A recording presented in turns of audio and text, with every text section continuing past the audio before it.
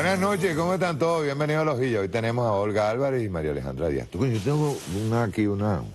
Primero que les puse esa música de la oposición para que estén tranquilitos. Se molestan con uno, yo no entiendo, ¿vale? Uno más bien trata de alegrarles la vida. Por ejemplo, yo leí que lo estaban fumigando para quitarle el coronavirus y entonces se molestaron conmigo. Está bien, pues. Pues está bien bueno esto que acaban de pasar. Como un histórico. Nosotros deberíamos poner una etiqueta para volverla a subir. ¿Verdad? Ya les voy a decir cuál es la etiqueta. Por favor. Y de todo, a subir la etiqueta. Porque nace una nueva organización en la oposición. Por ejemplo, dicen, en el año 2000 era la sociedad civil, ¿te acuerdas? Sí. Nosotros vivimos eso. Sí. En el 2002 la coordinadora democrática, Elías Santana, ¿te acuerdas? Clarito. El 2006 el movimiento 6D. En el 2008 el movimiento 2D. En el 2009 era la MUD con Aveledo, ¿te acuerdas? El barro. En el sí. Coño, si me consiguen, por favor, yo les agradezco un favor, si me consiguen unas imágenes de la marcha nuestra, pues, la de ellos eso es deprimente. Hoy pobrecita mi madre, que en paz descanse, me deben haber mentado la madre como 10.000 veces, no puede ser. Ajá, la salida, ¿te acuerdas de la salida? María Corina. Que la salida terminó con este metido ahí en la embajada de España. Ajá. En el 2015 la MUD de Chugo, otra vez la MUD, la Mesa de Unidad Democrática. En 2017 fueron las guarimbas que más gente. 2017 la MUD con José Luis Cartaya. 2018 la MUD otra vez con Aveledo 2. Ajá. Ajá. Ay, ya me suspendieron BTV por derecho de autor, ¿te fijas? Pero si esos derechos de autor son de Cuba, ¿cómo me lo van a venir a suspender? Por Dios. Bueno, está bien. 2019 Frente Amplio. Yo sé por qué lo van a suspender, porque ahora viene en el 2020, hoy nace una nueva organización. Culo. Que es... Comando Unificado. Comando Unificado de la Oposición. ¿Sí o no? Entonces vamos a poner, por favor, vamos a tratar de subirlo a su máxima expresión. Numeral C.U.L.O. Vamos a volver a subir, ¿verdad? Es una organización muy buena. ¿Cómo ustedes vieron la cosa hoy? Díganme. Bueno, en el centro hubo bastante movimiento. Nosotros tuvimos sesión hoy, una reunión además muy buena. Pedro Carreño decía que el llamado de los constituyentes cuando se sabía que estábamos en peligro, porque la amenaza era que iban a tomar la sede de la Asamblea Nacional Constituyente. ¿Pero de verdad era una amenaza eso? Bueno, eso era lo que decía Guaidó, pues. O sea, vamos a estar claros, Guaidó ha dicho muchas cosas. Sí. Pero hoy especialmente él tenía ese mantra. El mantra de hoy era tomar la Asamblea. Y bueno, convocaron a los constituyentes y la gente acudió y estábamos hasta, bueno, todo, hasta arriba, lleno el hemiciclo de constituyentes y después, bueno, nos fuimos a la marcha. Un montón de gente en la calle, además, señalando a los traidores a la patria, pidiendo justicia, que es lo que pedimos muchos de nosotros. Estuvo muy bueno, muy bueno, la verdad. A todo cochino le llega su diciembre, el 24, pues cuando uno hace el pernil, tranquila. Sí, bueno, eso esperamos mucho de nosotros. Yo estoy convencido de que él le tiene que llegar su diciembre. Lo que pasa es que lo que vimos hoy fue ridiculísimo. Sí, preocupante sobre todo porque cuando ellos entran en esa etapa, les entra el desespero. La propia gente hoy, incluso uno revisaba las redes sociales, después que yo llegué de la sesión y de la marcha, revisaban las redes sociales y su propia gente está, por supuesto, otra vez engañada y decepcionada y frustrada. Entonces, de frustración en frustración, bueno, no levantan. Bueno, es que ¿cómo van a levantar? O sea, ¿cuál es el plan del país? Tengo aquí a Walter Martínez. ¿Cómo está la cosa, Walter? ¿Qué te pareció la marcha hoy? Buenísimo. Vente para acá. Toma. Tiene varias interpretaciones. Toma. Ponte aquí al lado mío. Ponte al lado mío por este lado, vente. Era una visita de cortesía, pero no esperaba que estuvieran en el aire. No importa. Toma, ahí tienes. Ajá. ¿Qué te pareció esa...? Dígame usted. No, yo solo sé por qué. yo lo único que sé es que nació una nueva organización. Tú sabes que ellos van organizándose. Claro. Es una de 4 letras. Esa misma. C.U.L.O.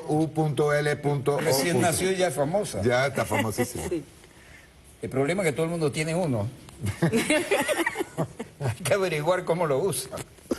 Ese es el problema, Hay que averiguar qué En es lo que Brasil hace. le dicen abunda. Al Volkswagen, a Escarabajo, dicen, ese abunda. Abunda. Sí, pero ¿por qué? Pues todo el mundo tiene una. Hoy se molestaron. Yo traté de tener el Twitter hoy. Hoy el Twitter mío estuvo muy activo. Siempre está. Pero es que el de hoy fue sabroso. Entonces, hay una parte donde yo agarro y les digo así, pero bromeando, pues. O sea, cuando yo vi que cuando le tiran los gasecitos, pues. Gas del bueno, como decía el comandante Chávez, ¿te acuerdas? Pues, si se iban a poner rebeldes rapidito con los gases. Entonces yo le digo que bueno, que los estaban fumigando contra el coronavirus. Los mentemares se oyeron en el cielo. Que como nadie tiene corona aquí, todo el mundo recibió lo suyo. Sí, todos llevaron del feo. Pero es que es verdad, ya están haciendo ridículo. Lo de hoy fue terrible. Carlangola por allá por Miami, poniendo videos anteriores. Fotos de viejas. Fotos viejas, pusieron... O sea, no es seguir, siempre es la campaña hacia afuera. Como dijo una el presidenta amiga de la Patria Grande, del ridículo no se retorna. No se retorna, sí, es verdad. Y lo peor de todo es los insultos aquí. Han sido terribles entre ellos. Ah, caramba. No, y la ellos. frustración que le generan a sus propios seguidores, a la propia feligresía opositora, porque tú le prometes, vamos al centro, nos vamos a tomar otra vez la sede de la Asamblea Nacional y desde allí la sede del poder paralelo que Guaidó sueña, y bueno, no poder lograr y tener que desviarse a las Mercedes y desde la Plaza Alfredo Sadel, Dios mío, que Dios lo tenga en la gloria. Amén. Que dicho sea de paso, pero desde la Plaza Alfredo Sadel. Yo siempre recuerdo que Sadel grabó un disco en Cuba con todas las canciones de Silvio. Ojo.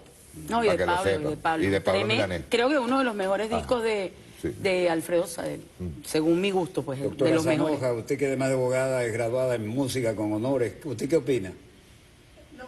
Lo mismo que usted. Está pagando el derecho del piso.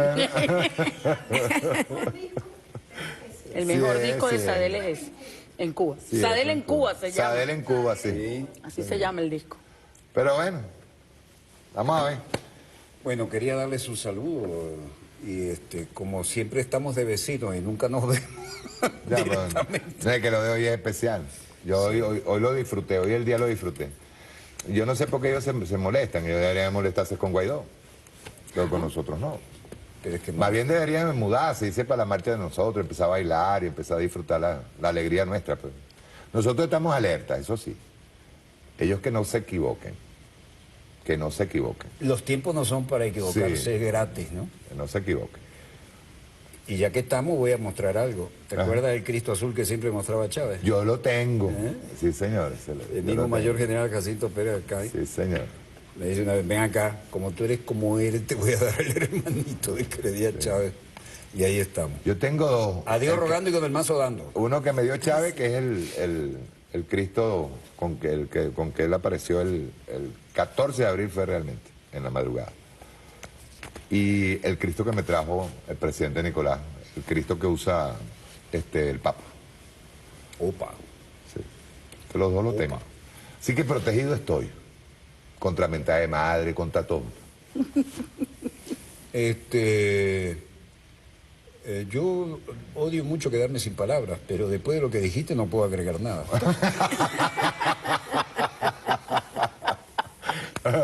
Porque si voy por ahí no cierran el programa. Tengo unas colecciones. Quería rendir honor al compañero porque resulta que somos vecinos. Y bueno, debió ser como aprendí de cadete, pero no me alcanzó el brazo.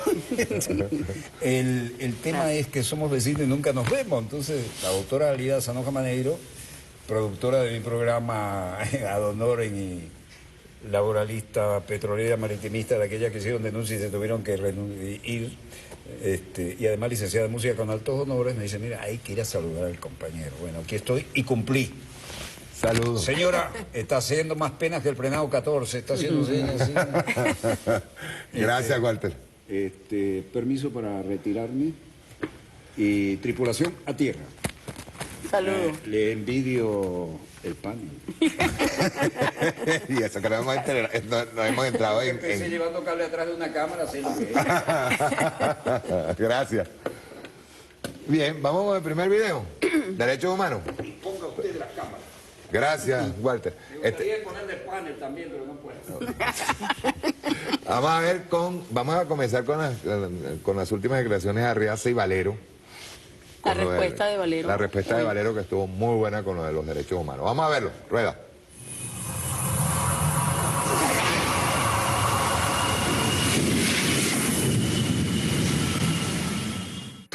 Confío en que se puedan alcanzar los acuerdos políticos necesarios para la renovación del Consejo Nacional Electoral y garantizar elecciones inclusivas, transparentes y creíbles. Valoro todos los esfuerzos encaminados en esa dirección y reitero el llamado a todas las partes a que actúen con la altura de miras que el país merece para evitar un mayor escalamiento en la confrontación política que pueda traducirse en mayores acciones violentas. Y permítame hacer aquí un comentario especial como mujer, como madre, como pediatra. Sigue siendo urgente atender la situación de los niños y niñas venezolanos con necesidades de trasplante. Hasta hoy 38 siguen en lista de espera en Venezuela y 6 están aún pendientes de ser atendidos en Argentina y algunos han lamentablemente fallecido esperando el trasplante. Según información recibida, las sanciones han obstaculizado la transferencia de recursos para el tratamiento. Respecto a los derechos económicos y sociales, preocupan las imposiciones de nuevas sanciones económicas, en especial las que afectan a las empresas aéreas con Viasa, así como las sanciones a la industria petrolera, disminuyendo los recursos del gobierno destinados al gasto social. A pesar de las excepciones establecidas para permitir las importaciones de medicamentos, los alimentos e insumos para la acción humanitaria, los servicios públicos y la población en general siguen sufriendo el impacto del escrutinio estricto, o sea, de overcompliance del sector financiero. Since 2014, the Bolivarian Republic of Venezuela has been the target of no less than 150 unilateral coercive measures, or sanctions, implemented by over 40 legal instruments and executive orders from the United States government and its allies, such as the European Union, the United Kingdom, the Lima Group, Canada, Panama, and Switzerland. These measures are part of systematic attempts at regime change against the South American country, which have escalated significantly in recent years, including threats of military intervention. Nevertheless, there is already an intervention underway with devastating effects: the economic, financial, and commercial blockade against Venezuela. New U.S. sanctions. Sanctions against. Sanctions. Maduro. Sanctions on Venezuela. The sanctions were another option to send him a message. And sanctions is the way to do that. The sanctions. Sanctions against. Sanctions. War by other means. Ever since the Bretton Woods Agreement, from the Torricelli-Graham Act against Cuba to the Trading with the Enemy Act applied against North Korea, all the way to the Obama Decree against Venezuela, the United States has resorted to these policies to pressure countries that refuse to toe the line. Here are the main examples. 1950, North Korea. Korea is a small country. With the U.S. taking part in the Korean War on the South Korean side, then-President Harry Truman decided to implement coercive economic measures against North Korea with a complete embargo on exports, looking to weaken what was then an ally of the Soviet Union. 1960, Cuba. President Eisenhower imposed severe sanctions following the nationalization of U.S. properties and strategic companies in Cuba. Por supuesto, y empresas de la Texaco y de la The blockade was subsequently intensified until completely forbidding any goods from going in, including food and medicine. 1990, Iraq. In the context of the first Gulf War, Washington imposed sanctions against Iraq, blocking all imports with some exceptions of food and medicine, and forbidding any exports of oil and derivatives. I think this is a very hard choice, but we think the price is worth it. Sanctions escalated in the years that followed, until 2003 when they gave way to the next military invasion of Iraq, under the false pretense that Iraq possessed weapons of mass destruction. Fast forward to the present. The U.S. is still oppressing the peoples and nations that stand in the way of its interests, and the brutal attacks are now targeting Venezuela, subjecting the Caribbean nation to a political, commercial, and financial blockade whose effects are yet to be fully felt. December 18th, 2014. The United States Congress approves the Venezuela Defense of Human Rights and Civil Society Act. The bill contemplates the freezing of assets belonging to individuals or companies in U.S. territory or under U.S. jurisdiction, as well as blocking dealings with Venezuelan state officials, entities, and companies. March 8th, 2015. The 2014 Act is elevated to Executive Order 13692, known as the Obama Decree, in which Venezuela is labeled an unusual and extraordinary threat to U.S. national security. This decree became the legal basis for all of the unilateral measures and sanctions applied since then. From May to December of 2016, banks such as Commerzbank in Germany, Novo Banco in Portugal, and JP Morgan in the U.S., alongside other companies, lend themselves to the commercial blockade, resulting in Venezuela facing growing difficulties to find intermediaries for its financial transactions. July to August 2017, Delaware Trust, PNC Bank, and Citibank, all U.S. financial institutions, refused to receive Venezuelan funds and forbid their clients from dealing with Venezuela.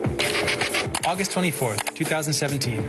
It's a strong message for the people of Venezuela. The U.S. government imposes Executive Order 13808, prohibiting the direct or indirect sale of Venezuelan government bonds, tightening the financial boycott and the policy of isolating the Venezuelan banking sector, and severely affecting the operations of the state oil company PDVSA. August to December 2017, Bank of China, BDC Shandong, UBS Group, Deutsche Bank, and a number of Russian banks are pressured by the U.S. Treasury Department to shut down Venezuelan accounts and freeze money that was destined for imports of food, medicine, and other basic goods. Rating agency Standard & Poor's declares Venezuela to be in selective default. January to April 2018, payments related to 11 government and PDVSA bonds totaling $1.2 billion cannot be made to creditors due to obstacles imposed by sanctions. The Trump administration blocks the repatriation of dividends from the Venezuelan U.S. oil subsidiary, Citgo.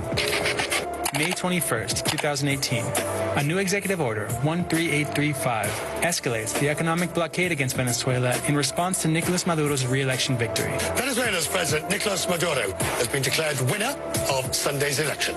The obstacles to transactions or renegotiation of debt are increased, targeting not only the Venezuelan government, but all state companies, among them the central bank and PDVSA. May to November 2018.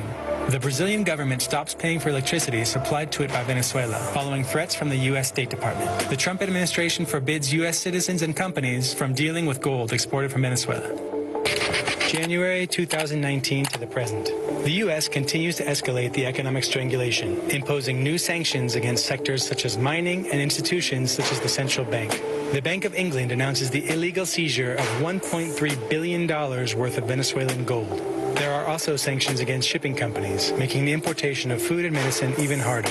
One of the latest attacks targeted the CLAP program, which benefits 6 million Venezuelan families with food boxes at subsidized prices. More recently, on August 5th, Washington elevated its sanctions program to a definitive embargo, blocking all Venezuelan state assets in U.S. territory and threatening to impose secondary sanctions against countries and companies that maintain commercial relations with Venezuela. Washington's preference for these methods is no mystery. The influential think tank Council on Foreign Relations argued in a report that sanctions provide a visible and less expensive alternative to military intervention, taking for granted the tremendous U.S. interest in controlling Venezuelan territory, resources, and institutions. And sometimes there are even chilling confessions. In this administration, we're not afraid to use the phrase Monroe Doctrine. This is a country in our hemisphere. It's been the objective of American presidents.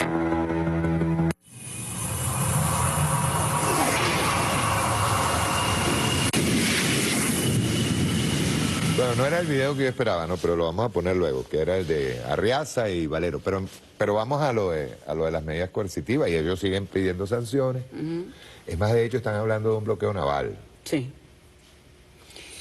Bueno, el bloqueo naval es una escalada más dentro del programa que le aplican a Venezuela. Eso lo discutíamos Olga y yo en una investigación que hicimos con unos profesionales que estaban revisando el tema de cómo funciona el sistema que instalan sobre los países para doblegarlo.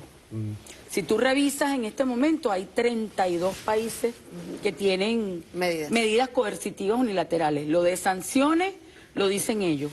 Nosotros decimos, ¿cuáles sanciones? Si nosotros no hemos cometido ningún delito. Es el derecho imperial el que ellos aplican en todo caso, su visión del derecho imperial. Pero tú revisas dentro de los 32 países, ¿qué tienen en común? Bueno, petróleo o recursos naturales. Sí. O un régimen que les es incómodo, un régimen político que les es incómodo, pero generalmente es eso. Lo hacen a través de un organismo con el cual ellos dominan el sistema financiero, que es la OFAC, y castigan a los países, ocasionando, en este caso particular, de Venezuela, de Irán y de los 32 países que están sometidos a esas medidas coercitivas unilaterales e ilegales, disminución, por ejemplo, en los niveles de alimentación de la población, el derecho a la salud, el derecho a la movilidad. En el caso de Venezuela han ido escalando, así que no me extraña que ellos quieran inclusive bloquear completamente cualquier posibilidad de venta de petróleo con descuento, porque hasta eso ha tenido que hacerse en detrimento de los ingresos de este país. Es decir, ellos provocaron la crisis, eso se llama problema, reacción, solución. Y entonces la solución es, bueno, que se vaya el chavismo y regresa la felicidad a Venezuela. Es un sistema que instalan sobre los países para doblegarlos, además apropiarse de sus recursos a través de este sistema que instalan para además salvar su propio sistema, que es el sistema capitalista. El capitalismo, lo decíamos ahorita, el capitalismo mata más que el coronavirus. El coronavirus tiene 3.000 y tantos muertos a nivel mundial. Solo el año pasado hubo 100 millones de muertos en el mundo por hambre. ¿Y eso es producto de qué? De las inequidades, de las desigualdades. ¿Y quién produce eso? El sistema capitalista, que es el que rige y domina el mundo. Entonces, es un sistema... Pero una cosa, no solamente es la demanda de Venezuela, hay varias demandas, ahí está la demanda de China, que también habla sobre lo que llaman competencia desleal. Sí, pero eso es en la OMC. O sea, digamos Organización Mundial de Comercio. Es importante aclarar, uno, que el tema de las medidas, varios conceptos. El tema de las medidas coercitivas no solamente se trata de normas. Nicaragua creo que también... Nicaragua ha sido víctima de medidas coercitivas también. O sea, medidas coercitivas son todas las acciones, normas, lobbies políticos, lobbies diplomáticos que se hacen para bloquear a un país y subyugar a su gobierno y a su pueblo, o sea, cualquier acción. Ahora, ¿qué pasa? Que conocemos como medidas sobre todo aquellas que están bajo un decreto o bajo una ley. ¿Por qué? Porque, bueno, nosotros estamos estudiando el tema de las leyes extraterritoriales, es decir, esas medidas para justificarlas a Estados Unidos, para que el presidente de Estados Unidos pueda tomarlas, necesita que el Congreso le apruebe unos recursos, y para que el Congreso le apruebe unos recursos tiene que aprobar una ley previa. Así existió la ley del enemigo en 1947, que fue la que permitió luego atacar a Cuba con sanciones, con medidas coercitivas. Volvemos al tema de no llamarlo sanciones, que uno en el lenguaje siempre se le escapa, aunque tenemos 3 años diciendo eso, no lo llamemos sanciones. Pero el caso es que después de ahí cambiará una ley de poder económico que le permita al presidente decretar embargos, decretar bloqueos financieros, ordenar sanciones a quienes tengan relación comercial o financiera con el país objetivo, y de esa manera ir asfixiándolo. Son ilegales porque no las ampara el derecho internacional. O sea, hay una ficción jurídica a nivel internacional donde todos los países tengan más poder o menos poder son iguales.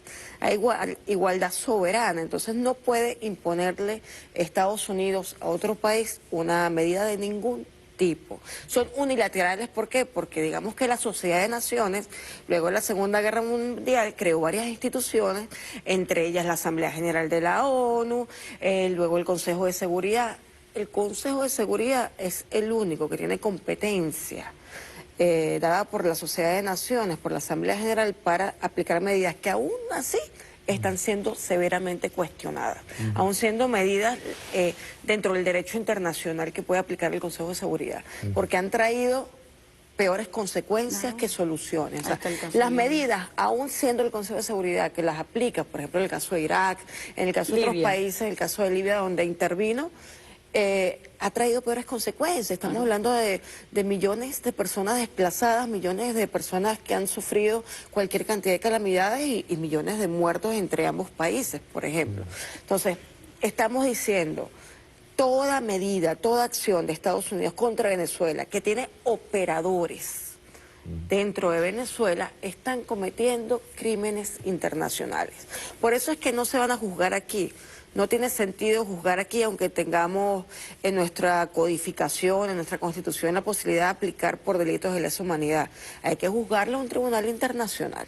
Por eso es que se decidió ir a la Corte Penal Internacional para denunciar un crimen, Mario, que además la Asamblea General de la ONU lo ha dicho clarito. O sea, toda medida coercitiva que utilice una potencia sobre un país, sobre otro país, normalmente se hace sobre un país más frágil, más débil. Bueno, ellos dominan el sistema financiero internacional, cualquier otro país es más frágil, teniendo ellos el control. Está además encaminada a cambiar de gobierno, es un crimen de lesa humanidad. Lo ha dicho la Asamblea General de todos los países, por lo menos en 12 resoluciones, más las resoluciones que ha dado contra el bloqueo que se le ha impuesto durante 60 años en Cuba. O sea, son diferentes resoluciones, pero todas allí. Vamos a ver a Riaza y a Valero. Y vamos a seguir profundizando sobre el tema, sobre todo la posición de Bachelet. Ok. Ok. Vamos a verlo, Rueda.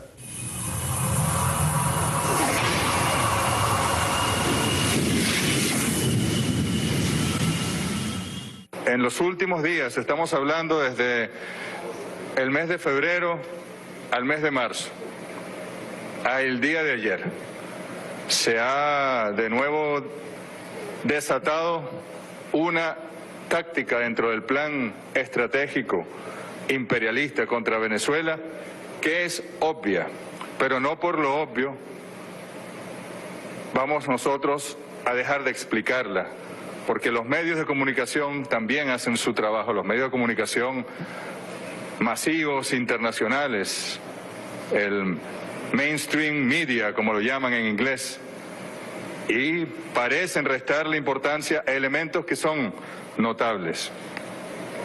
Se ha comenzado a hablar de nuevo de un bloqueo naval contra Venezuela. Saben ustedes que el bloqueo naval es reconocido por Naciones Unidas como una modalidad del uso de la fuerza. En sus resoluciones, en la misma Carta de Naciones Unidas, es un acto de guerra. Y sin embargo se plantea en la Oficina Oval, se plantea en el Departamento de Defensa, se plantea en el Departamento de Estado, se plantea con visitas de presidentes de gobiernos latinoamericanos a los Estados Unidos. Tomamos nota de las preocupaciones expresadas por la alta comisionada en su presentación oral y daremos respuesta a cada una de ellas en su debida oportunidad. Lamentamos que su presentación carezca del balance necesario, pues observa fallas metodológicas y utiliza información sesgada que puede alimentar la campaña mediática contra Venezuela. La resolución 42/25 contra Venezuela, adoptada por una mayoría circunstancial en este Consejo, es una iniciativa políticamente motivada. Se pretende imponer un infructuoso mecanismo de monitoreo cuya implementación cuesta más de $2,5 millones de dólares para elaborar un informe plagado de mentiras. Constituye un irresponsable dispendio de los escasos recursos con que cuenta el Sistema Universal de Derechos Humanos. Si se abogara verdaderamente por los derechos humanos, los países que apoyan esta hostil iniciativa, en vez de criticar a la democracia venezolana, deberían preocuparse por las graves y masivas violaciones a los derechos humanos que se están cometiendo en los países de nuestra región que la propusieron, como Colombia, Brasil, Perú y Canadá. Condenarían el cruento golpe de Estado contra el presidente de Bolivia, Evo Morales Ayma. Señora Presidenta, Debe preservarse la cooperación y el diálogo entre el gobierno bolivariano y la oficina de la alta comisionada Michelle Bachelet, que está dando resultados. Un equipo de su oficina está en Venezuela y recibe el pleno apoyo de todos los órganos competentes del Estado. Esta cooperación es pertinente y necesaria porque se fundamenta en los principios del derecho internacional establecidos en la Carta de las Naciones Unidas, el respeto a la soberanía y la injerencia en los asuntos internos de los Estados. Con el memorando de entendimiento suscrito entre el gobierno venezolano y la oficina del Alto Comisionado, el 20 de septiembre de 2019, se ha reforzado la cooperación y asistencia técnica en materia de derechos humanos. La oficina coadyuva a la elaboración del segundo Plan Nacional de Derechos Humanos y a la elaboración de un mecanismo nacional de seguimiento a las recomendaciones de los organismos de derechos humanos. Como se evidencia, la cooperación entre Venezuela y la oficina del Alto Comisionado es posible, mientras que la resolución 24/4 sobre el fortalecimiento de la cooperación y la asistencia en el campo de los derechos humanos en Venezuela, adoptada el pasado 26 de septiembre de 2019 por este Consejo, cuenta con el aval del Estado venezolano. Por el contrario, la resolución 42/25, aprobada el 27 de septiembre de 2019, bajo el tema 4 de la agenda de este Consejo, es injerencista y, por lo tanto, ha sido rechazada categóricamente por nuestro gobierno. La primera, fundada en el diálogo constructivo y la cooperación, está dando sus frutos. La segunda, políticamente motivada, está destinada al fracaso. Señora Presidenta, reiteramos la invitación para que los relatores especiales sobre el negativo impacto de las medidas coercitivas unilaterales en el disfrute de los derechos humanos y sobre el derecho al desarrollo visiten nuestro país. Venezuela trabaja de consumo con todas las agencias de las Naciones Unidas que operan en nuestro país. El reciente plan de respuesta humanitaria elaborado por esas agencias de la ONU cuenta con el apoyo del gobierno bolivariano. Señora Presidenta, el gobierno supremacista y guerrerista de Donald Trump ha restaurado la funesta doctrina Monroe, aplica una estrategia de bloqueo total contra Venezuela, amenaza con invadir militarmente a nuestro país, manifiesta que podría instrumentar un bloqueo naval, amenaza también con aplicar el Tratado Interamericano de Asistencia Recíproca, TIAR, un instrumento militar que solo podría aplicarse en caso de una supuesta amenaza extracontinental. Ese gobierno ha renovado la orden ejecutiva que declara a Venezuela como una amenaza inusual y extraordinaria. Pretende así justificar las medidas coercitivas unilaterales que ese gobierno viene aplicando contra nuestro pueblo desde 2014 y que constituyen crímenes de lesa humanidad. El gobierno estadounidense ha adoptado más de 300 medidas coercitivas unilaterales para afectar el funcionamiento de la economía y menoscabar los derechos del pueblo venezolano. Le han robado a Venezuela 116.000 millones de dólares, el equivalente a 6 años de presupuesto nacional. Estas criminales medidas violan flagrantemente el derecho internacional y el derecho internacional humanitario. El pasado 13 de febrero de 2020, el Estado venezolano elevó una remisión ante la Corte Penal Internacional para que se investiguen estos crímenes de lesa humanidad. Nuestro pueblo espera que se determinen responsabilidades y se castigue a sus ejecutores.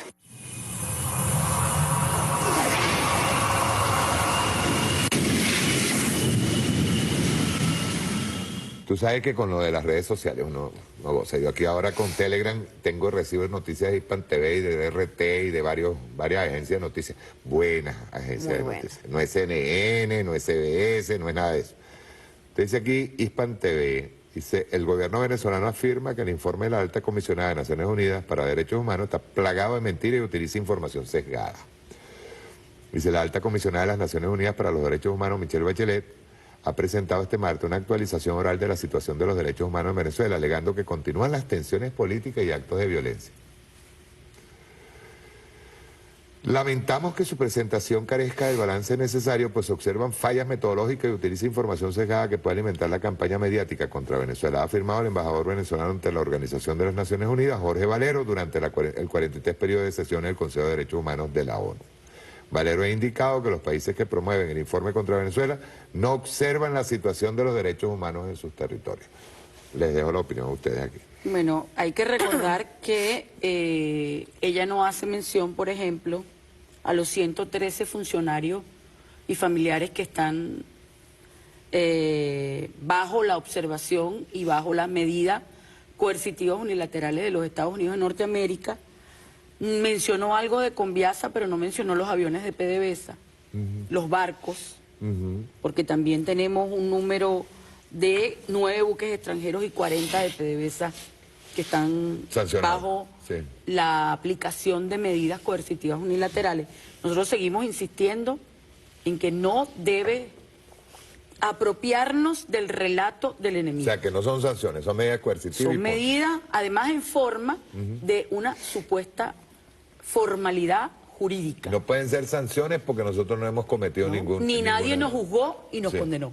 Exacto. Porque para poderte aplicar una sanción se supone que tiene que haber un juicio justo. Entonces tú le aplicas al pueblo venezolano de manera sistemática un conjunto de normas, decretos, leyes, amenazas para afectar la población civil.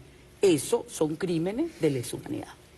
Pero además también se le olvida, fíjate, que esto sí era importante que ella lo mencionara.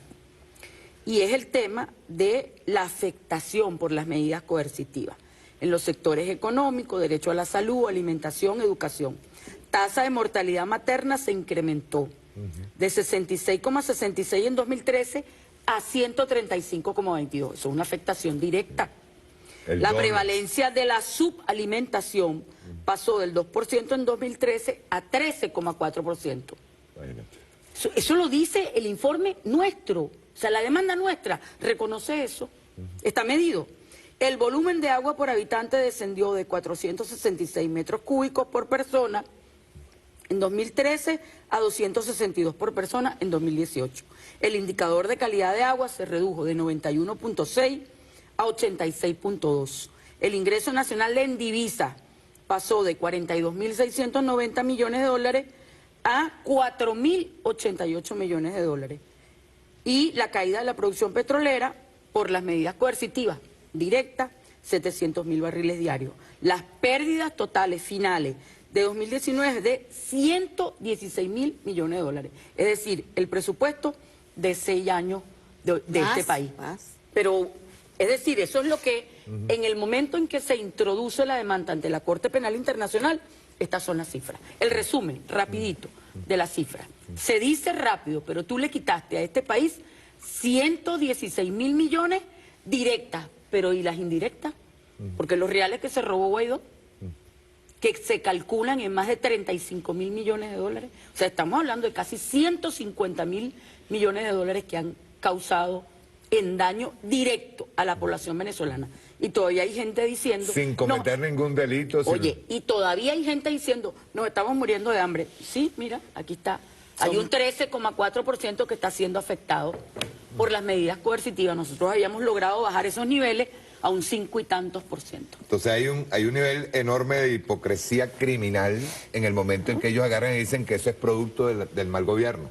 No, Mario, yo no voy a negar que haya indolencia por parte de algunos, pero tú no me puedes decir que una baja de este tipo en los ingresos que además se correspondía con el 97% de los ingresos de este país, no te van a afectar. Eso es mentira. Por supuesto que te afectaron.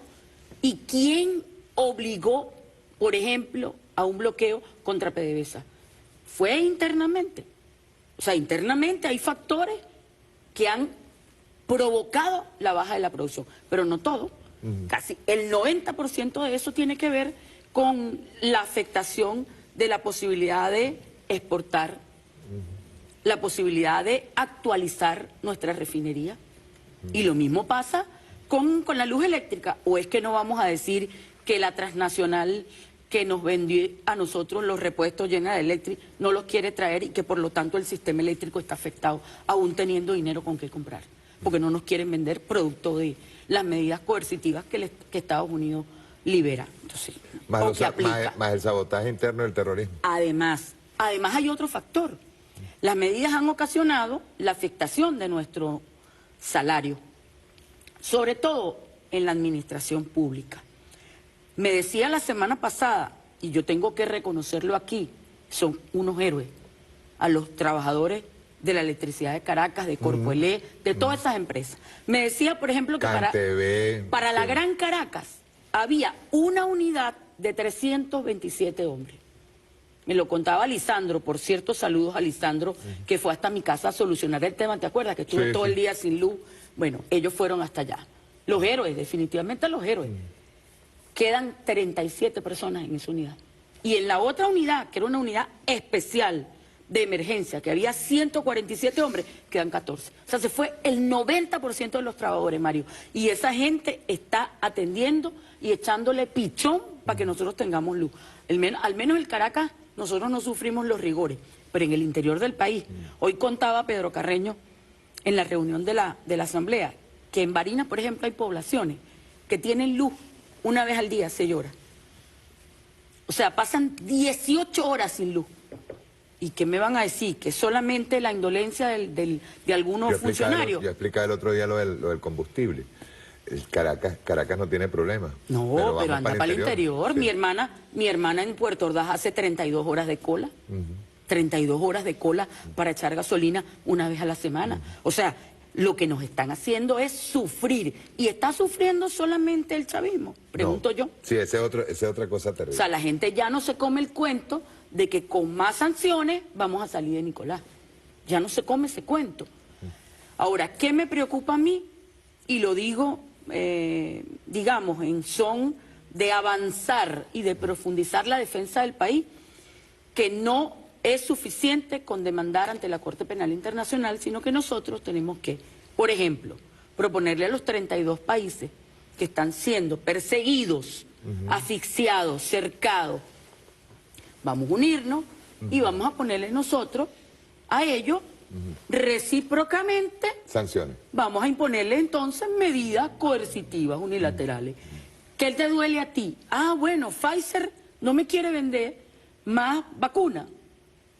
Pfizer no entra más nunca a los 32 países que nos están aplicando. Porque al final, ¿qué le duele al capitalismo? La plata. Vamos a afectarle entonces el bolsillo. Y es realmente el poder que está detrás de la... Con un boicot, Mario, pero es que, fíjate, demandar a Estados Unidos es una cosa, pero hay que escalar, porque no solamente es Estados Unidos quien está aplicando medidas coercitivas, porque en el concierto internacional quien está detrás del poder es la corporatocracia, las transnacionales, y cómo es que ellos no violan derechos humanos. Hoy hay transnacionales que tienen mayor presupuesto que un país pequeño, y entonces lo doblegan en razón del poder económico que tienen. Bueno, pero entonces vamos a afectarle lo que les duele. ¿Cómo nos están afectando ellos a nosotros? A través de esa aplicación de esas medidas. Nosotros vamos a buscar cuáles son las patentes de ustedes, qué les duele a ustedes. Bueno, comercialmente vamos a aplicar medidas de reciprocidad. Eso es lo mismo que digo yo con Colombia. O sea, tú no puedes permitir que el tipo te acabe la moneda y tú no lo lleves ni siquiera a la Organización Mundial del Comercio. No, a Colombia hay que aplicarle igualita. Denunciarlo ante la Corte Penal Internacional, denunciarlo ante tribunales, ante la Organización Mundial del Comercio, y si es necesario, ir individualizando la responsabilidad en cada una de esas empresas, porque tú estás causando dolor a una población civil violando derechos humanos. Eso hay que hacerlo. Yo digo que hay que escalar en contraofensiva para que les duela ¿qué? El bolsillo, que al final es lo que le duele al capitalismo. Al capitalismo no le importa que la gente se muera de hambre, ni que en Venezuela estemos sufriendo. Les duele el bolsillo, las ganancias.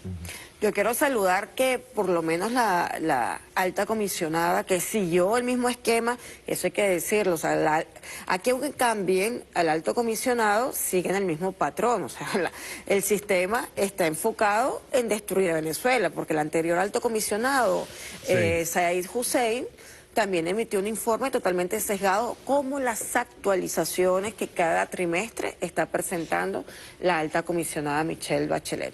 Pero en este caso hay que saludar por lo menos a Fundalatin, que hizo un gran trabajo en insistir en el daño directo causal de las medidas coercitivas con el caso de los niños y los adultos que están recibiendo tratamiento para trasplante de médula ósea y al que se les frenó el tratamiento o la intervención del trasplante porque Citgo fue arrebatada, fue robada, porque el dinero que entraba a Citgo era el dinero que se utilizaba para apoyar, porque no es solamente el paciente tiene que ir con sus familiares, sobre todo en estas nuevas experiencias que hay en Italia y en Argentina de trasplante de médula con personas que no son compatibles, que no son tus familiares, pues. Digamos que son nuevos procedimientos.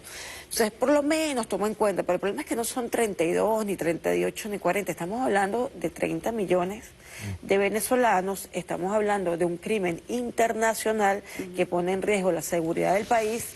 Hay suficientes resoluciones que ella debió tomar en cuenta, no solamente, además, el pronunciamiento de Alfred de Sayas cuando estuvo de relator de experto independiente, las de Idris, que era el relator también para medidas coercitivas, que acaba de fallecer hace unos días, que también ha hecho énfasis en que son crímenes de lesa humanidad, que tipifican dentro del Estatuto de Roma.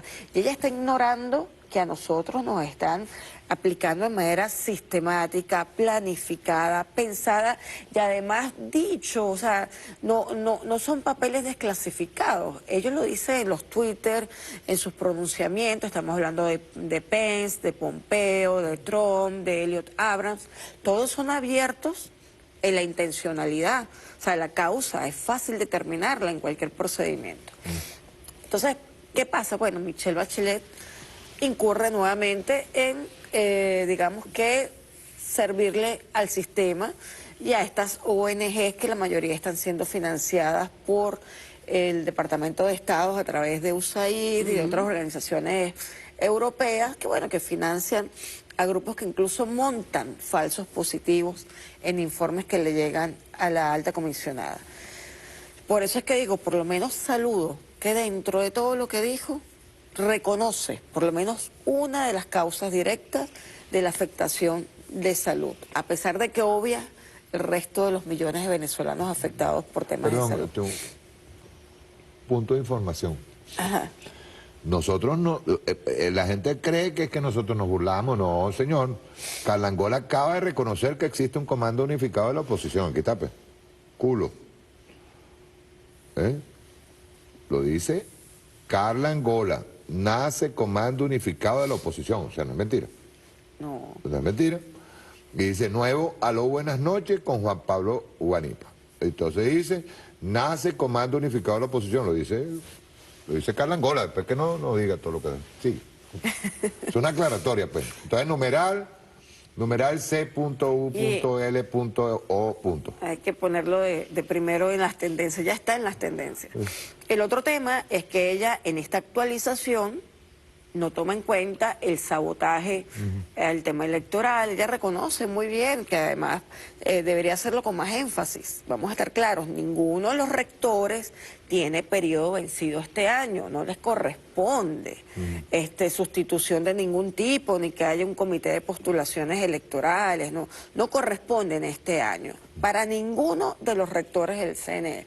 Sin embargo, como un elemento de buena voluntad, como una posibilidad política, se llega al acuerdo y ella lo reconoce, pero debería reconocerlo sabiendo que es que no corresponde cambio de CNE, constitucional y legalmente, no es el año para la sustitución. Pero bueno, ella no denuncia el sabotaje reciente el incendio al material electoral, material importante del poder electoral, que además vamos a decirlo, como le dijo la rectora Tibisay Lucena, le dijo el presidente Nicolás Maduro, lo dijo Diosdado Cabello, hay elecciones porque hay elecciones parlamentarias, punto. Como sea, pero van a ver, o sea que ningún sabotaje van a salir va a retrasar. Sí, porque yo lo decía hoy, le decía a Ramos Ayub en el Twitter, le puse que no piensen que este es el 2015. En el 2015 todavía no entendíamos lo de la guerra económica. A ese diciembre del 2015, los que votaron, los que dejaron de votar, los que votaron en contra nuestra y los que dejaron de votar, que fueron mucha gente nuestra, que estaba confundida por la propaganda de guerra que había con el tema de las colas, hizo cambiar la relación de fuerzas en la Asamblea Nacional. Pero ya esa nube, esa neblina pasó, ya sabemos qué ocurrió, cómo fue que lo hicieron, cómo fue que impactó, cómo fue la operación de distorsión económica, la operación psicológica. Y sabemos lo que ocurre en este momento y lo que va a ocurrir. Ya no hay manera de que no arrasemos en la Asamblea Nacional, que las fuerzas de la revolución vuelvan a tomar las riendas de un verdadero poder legislativo, un poder donde se discutan, se desarrollen las leyes, se haga un efectivo control político como se debe hacer y no que se juegue a acabar con la institucionalidad democrática como se hizo durante todos estos años. Eso no lo reconoce. ¿Tú sabes otra cosa que me tiene, no es que me preocupa, porque lo bueno es que uno ha ido aprendiendo, así como ellos han ido perfeccionando el golpe continuado. Nosotros hemos ido aprendiendo. Yo voy a poner algo que a la gente no le gusta. O sea, si hay algo bueno que tiene La Hojilla, es que en La Hojilla nosotros todo lo confrontamos, todo. Y todavía falta una cosa por confrontar. Hoy. A mí me llegan este video, yo te lo pasé, ¿verdad, Olga? Y te lo pasé a ti también, María Alejandra. Los dos videitos. Sí. Vamos a poner por aquí cerquita la... Y yo digo, yo incluso le dije al camarada Márquez, le dije, Márquez, mosca con esto porque la narrativa es igual. Hay que identificarlo. Y hay que identificarlo. O sea, ¿qué es lo que pasa? Que utilizan un desclasado. Ese es el tema. Te utilizan un desclasado y a dos desclasados. Te las utilizaron, pero es el mismo lenguaje. Entonces tú dices, detrás de eso está un discurso ya previamente elaborado. ¿Ves? ¿Por qué? Porque el Estado, voy a antes de poner los videos para que sepamos. Los voy a poner de aquí mismo del celular. ¿Qué pasa? Mientras nosotros tenemos medidas coercitivas, nos están afectando, el gobierno está tratando de que no le falte comida a la gente, ¿verdad? Por eso es que no se sienten tanto. Por eso, exacto. Entonces, ¿qué es lo que yo tengo que atacar? Dos cosas. Una, borrar a Chávez, que no lo han podido hacer ni lo van a poder hacer. Y dos, borrar el esfuerzo enorme, titánico que tiene el Estado tratando de llevarle comida a la gente. Y una cosa, imagínense ustedes que nosotros en este momento subiéramos las tarifas eléctricas, subiéramos las tarifas de telefónicas, de teléfono, todo. Imagínenlo nada más. O sea, denle una vuelta de que aparte que en los salarios, como decía, tenemos salarios de héroes de héroes. De héroes, pero es que no es solamente en la administración pública, sino en las compañías privadas, en todos lados. Pero las compañías privadas están pagándole bono cada 2 meses a los trabajadores en dólares. Claro. Ellos son los que están insistiendo en eso, pero en el cambio en el privado no, en el público no, entonces la afectación es real. Ok, entonces me llama la atención que te pongan a dos personas justo, ¿eh? Te mandan estos dos videos. Vamos a poner el primerito por aquí, esto lo mandé a ti. Te ponen estos dos videos justo cuando, así, muy parecido a ese video, ¿te acuerdas cuando se montaban en el metro? Igualito. Igualito, la misma narrativa. Que era una actriz, ¿te acuerdas? Era una actriz, ajá, pero te ponen a estas dos personas, dos señoras, a las que se les tiene muchísimo respeto, pero se les está utilizando. Porque yo sí le diría a la señora, vaya allá a donde Guaidó y pregúntele. Si va a comer usted en su mesa. Si va a comer usted en su mesa, ¿oyó? Pregúnteselo. Ve esto. Por eso es que hay que pasarlo, ojo, La Hojilla confronta. Para que entendamos. Porque a veces nos confundimos. Yo he visto gente que te vio el video y digo, coño, no, donde te dicen sí, pero el gobierno... Es algo así como, ríndete porque yo quiero comer. O ríndete porque yo quiero, o como dicen a veces por ahí, que dicen, cuando yo era feliz y no lo sabía. No. Hay que recordar el Caracazo, hay que recordarlo. ¿De dónde venimos? Hay que recordar la represión. ¿Cuáles fueron las cifras que encontró Chávez cuando tomó el control del gobierno? Hay que recordar la perrarina, hay que recordar los $7 a los que Chávez encontró el presupuesto nacional. Sí. No había ni con qué pagar. Voy a pasarle rapidito, ¿no? Rapidito. Este en primer término aquí, una señora que dice lo siguiente. Vean bien.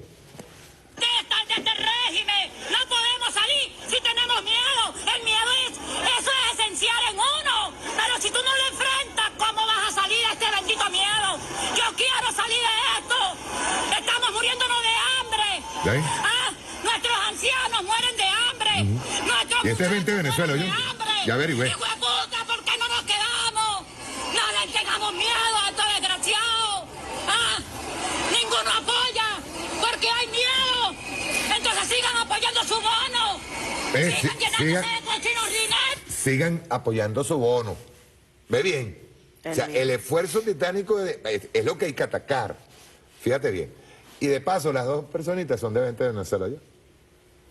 Pregúntele, señora, dígale, yo le voy a decir a la señora desde aquí, dígale a María Corina que se la lleve para Morrocoy, como por donde ellos se la pasan veraneando.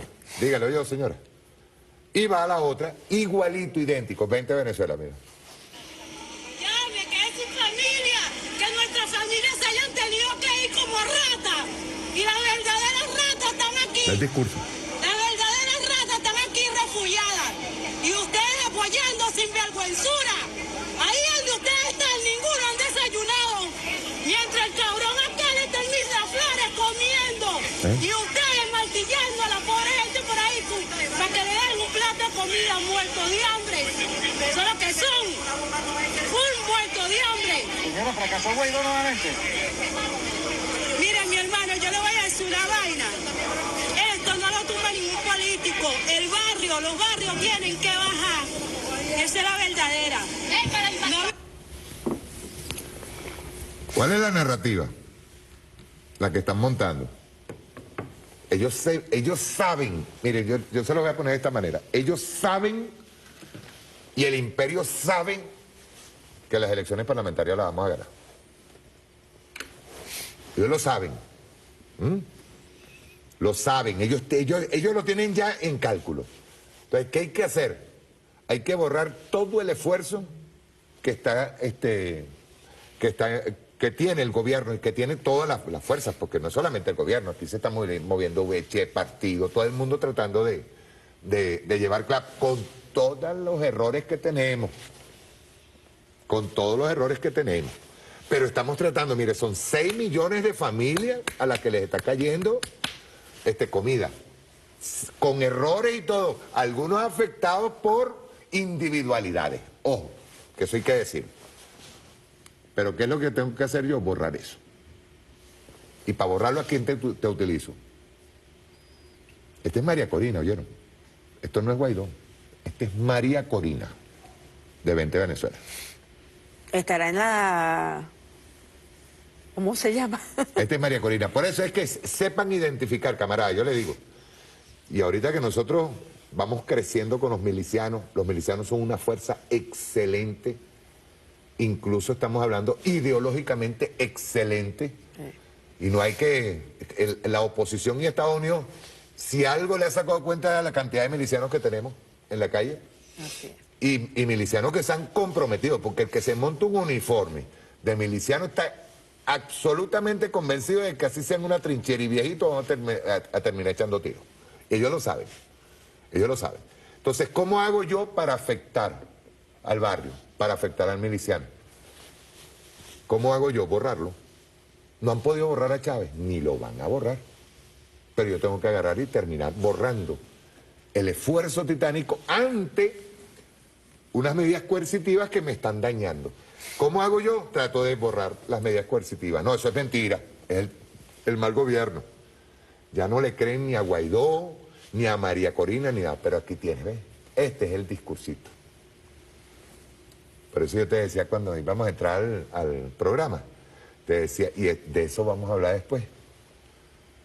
A mí no me pueden cambiar los esquemas morales, ni de justicia, ni de igualdad. A mí no me pueden cambiar eso.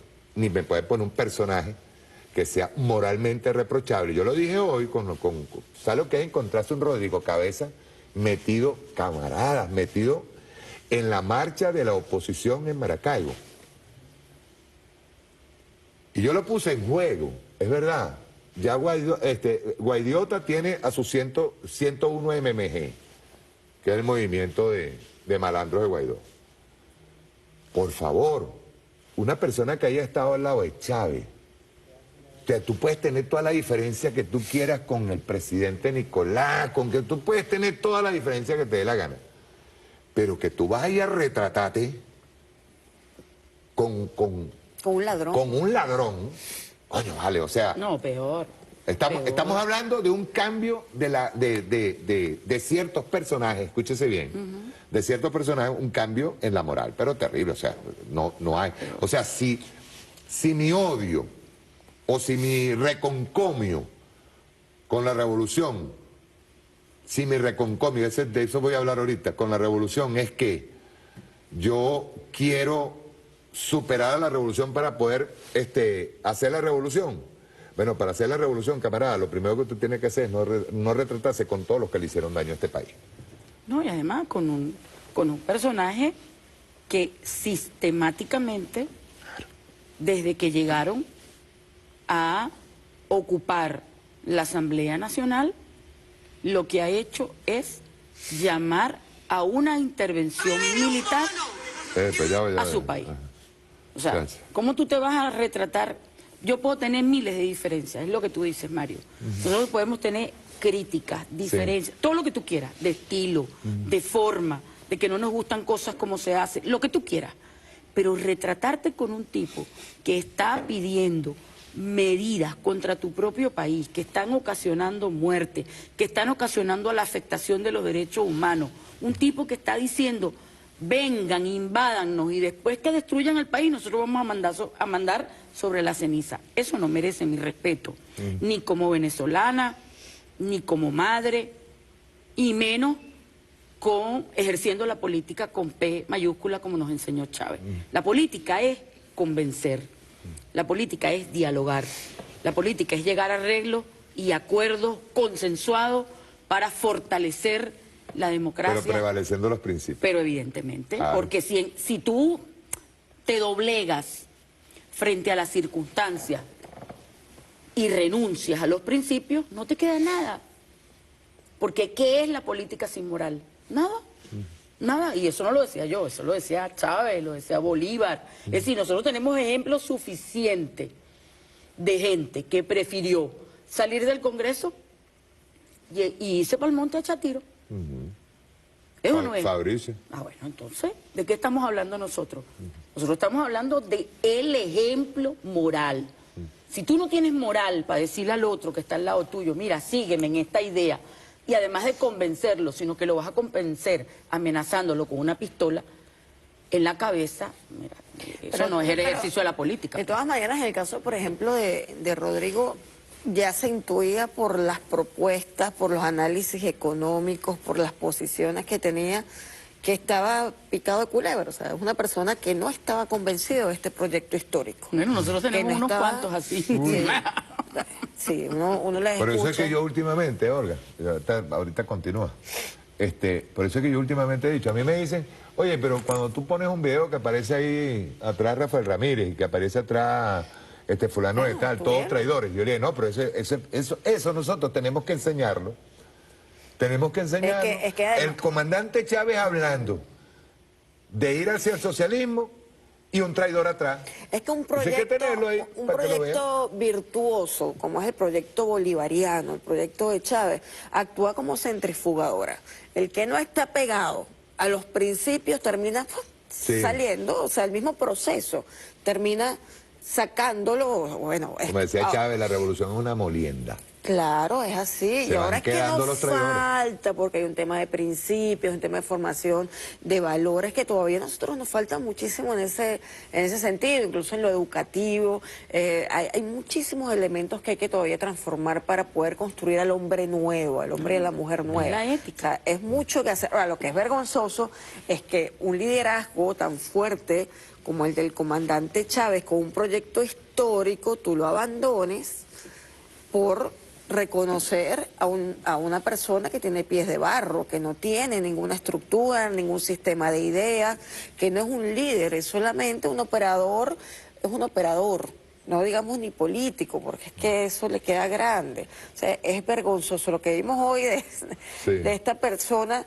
fue lo más vergonzoso del día. Fue más vergonzoso que la marchita y la frustración de la derecha. O sea, ver a alguien que ha estado cerca del comandante, ubicándose. Pues si tú no estás de acuerdo, si tú no tienes manera de conciliar lo que tú sueñas con lo que está ocurriendo y no entiendes que esto es un proceso histórico que tiene cambios, que tiene altos y bajos y que tienes que seguir mirando para adelante y te quedas en lo inmediato, bueno, lo mejor que puedes hacer es apartarte y no estorbar, pero irte al bando de quien es traidor, de quien está procurando la muerte de tus compatriotas. No, eso no tiene simplemente nombre. asume con tu carita, tu crítica, éticamente, porque tú no tienes rabo de paja, y le dices al mundo, yo tengo esta idea, esto está equivocado aquí y nosotros tenemos una propuesta política, pero lánzate al ruedo y convence a la gente, pero no te refugies en el ataque a todo un pueblo, a querer exterminar al otro, a querer acabar con el país y mandar sobre la ceniza. Y bueno, para entonces decirte, yo tenía razón. ¿No? ¿Qué es eso? ¿Y la ética de qué me estás hablando? Decía tú? hoy el presidente Nicolás, estaban en una transmisión especial sobre el Día del Médico. Él decía, ¿cómo es posible que haya gente aquí que esté anhelando que realmente llegue la epidemia del coronavirus, pues, Sí. y que afecte a la población? Porque así, según ellos, vamos a ser más miserables. vamos a ser más miserables. Y se va a caer el Exacto, gobierno. y se va a caer el gobierno. O sea, no Y se puede. déjeme decirles que la derecha no está eximida de un contagio, porque el caso de España, el Congreso de los Diputados dejó de sesionar porque alguien del partido Vox, que es la extrema derecha, es el que está contagiado con el coronavirus. Y ya esta mañana fue que una de las diputadas ya dijo, bueno, no va a haber sesiones hasta nuevo aviso para evitar el contagio. O sea, son ellos. No, pero es que es igual que cuando se está apoyando las medidas coercitivas, es igual cuando se está apoyando todo lo que está haciendo Guaidó. Un sector que lo haga, ¿qué es lo que está pensando? Que las bombas solamente matan chavistas. O sea, que con una intervención militar va a afectar nada más que a los chavistas. ¿De dónde están sacando Mario, eso? hay que explicar nuevamente para que se entienda, porque todavía hay uno que otro que sigue diciendo que las medidas son solamente contra personas. Ajá. Pero es que esas personas son las que deciden y las que mueven los cuentadantes del dinero de la nación. O sea, cuando tú bloqueas al presidente Nicolás Maduro, cuando tú aplicas una medida contra ellos, les impides movilizar las cuentas, estás afectando ni más ni menos la entrada, porque hay que recordarlo, en Venezuela el ingreso de divisas para todo el sector productivo nacional, el 98% lo ingresaba el Estado venezolano.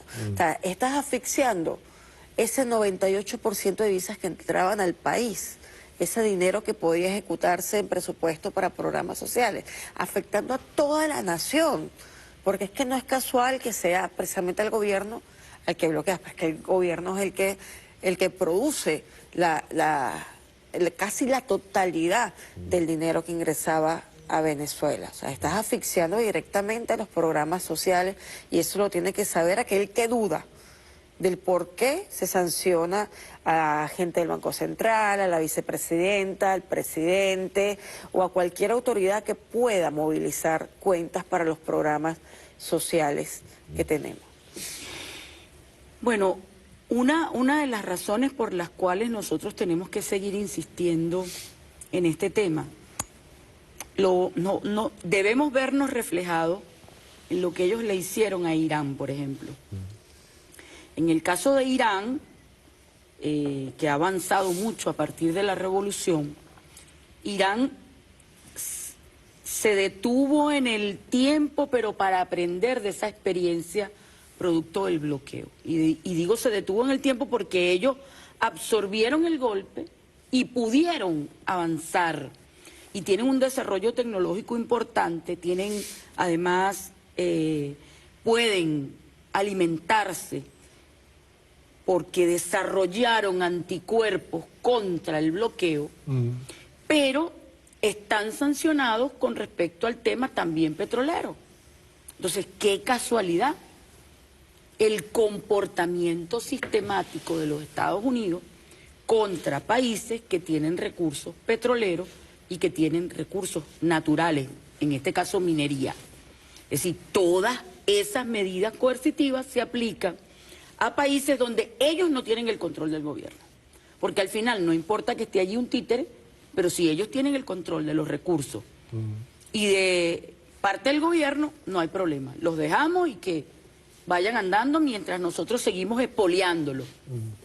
Ahora, hay que recordar en todo este espacio el caso de Libia, porque a Venezuela le han aplicado esas medidas ya no de carácter militar, abiertamente, que es la zona de exclusión aérea, que cuidado y sos loco, no tratan de aplicarlo unilateralmente. Porque a través de la ONU, sí, pues la ONU, hizo en aquella oportunidad, claro, se hizo con el Consejo de Seguridad. Con la coartada de la ONU. Utilizaron como coartada la ONU. Porque lamentablemente la ONU es un sistema que sirve a los intereses de ese nuevo orden mundial, de ese Estado. Porque ahí el voto de Venezuela no vale igual que el voto del que está sentado y que tiene derecho de veto. Entonces, eso no es una democracia realmente. Habría que pensar, como decía Chávez, en refundar la ONU, porque al final le sirve a los intereses de la corporatocracia mundial y de los grandes poderes, porque además Estados Unidos sufraga el 70%, casi el 70% de cómo funciona ese sistema multilateral. Con su agenda encubierta de despoblamiento, con su agenda, además, Guterres, te pongo un ejemplo, hablando de que, bueno, hay que tener mucho cuidado, que es mejor dejar esos recursos naturales, que los fósiles, los combustibles fósiles, que hacen tanto daño, déjenlo debajo de la tierra. Y yo me pregunto, bueno, ¿y este tipo será que está loco, es gafo o qué? En Venezuela somos un país petrolero y la energía de esta civilización es el petróleo.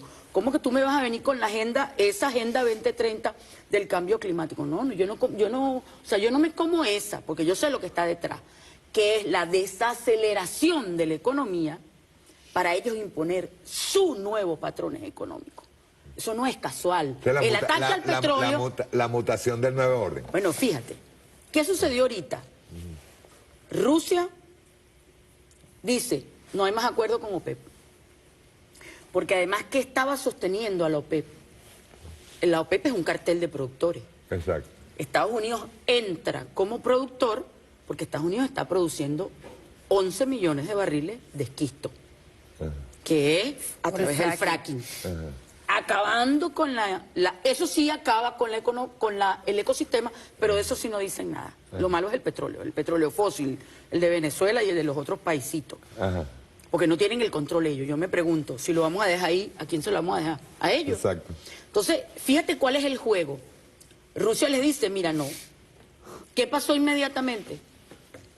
Inmediatamente se viene abajo los contratos petroleros a futuro, porque el petróleo se vende a futuro. ¿Por qué? Porque si el precio del petróleo baja a $30, ya no es sostenible el fracking, porque para que el fracking funcione, tienes que tener más de 50 a 60 dólares. Entonces, tú golpeaste a China. Yo no tengo ninguna duda de que lo de China es bioterrorismo. Sí. Un médico chino, conjuntamente con el doctor Sirio Quintero, nanobiotecnólogo venezolano, revelaron que ese coronavirus es una mezcla de SARS con SIDA, con el VIH. Es creado. Ahí están las investigaciones. Yo invito a la gente a que las busque. Y coinciden. Llegaron a la misma vía por diferentes caminos. Ahora, si eso es bioterrorismo económico, va a frenar a China. Porque además China deja de consumir combustible. Deja de consumir combustible fósil. Afecta los precios del petróleo. Ahora entra en juego Rusia. ¿Qué es lo que está pasando? Nosotros estamos viendo una jugada en el tablero internacional donde Venezuela juega un papel porque tiene las mayores reservas de petróleo del mundo, del planeta Tierra. Y ahí resulta que Estados Unidos no está solo. Estados Unidos pensó que ellos iban a poder sacudir al mundo y nadie les iba a responder. China les va a responder. China se va a recuperar de esa afectación y les aseguro que China va a responder. De hecho, recompró la deuda suya, invirtió 20.000 millones de dólares y ahora se quedó con las empresas que estaban en China, de mayoría europea y Estados Unidos, y ahora la mayoría es china, del gobierno chino. Esa es la jugada que hizo China ahorita en medio de esta crisis. Y Rusia les dijo, no hay más acuerdo con OPEP. ¿Y qué viene ahora? Una guerra de precios, Mario. Y Venezuela, los países periféricos como nosotros, vamos a salir afectados. Y ahora yo entiendo las palabras del presidente Maduro cuando nos decía, hay que prepararse porque este año es duro. Si nos afectan lo poco que estaba ingresando, que era con los acuerdos de Chevron, pero fíjate, qué particular que las medidas coercitivas no afectan a las empresas norteamericanas en los países donde les aplican las medidas coercitivas. O sea, ellos aquí hay licencia para que Chevron funcione hasta abril, por ejemplo. Es como las mismas licencias que tenían para Cuba con el Bacardí, con otras, con tabacaleras.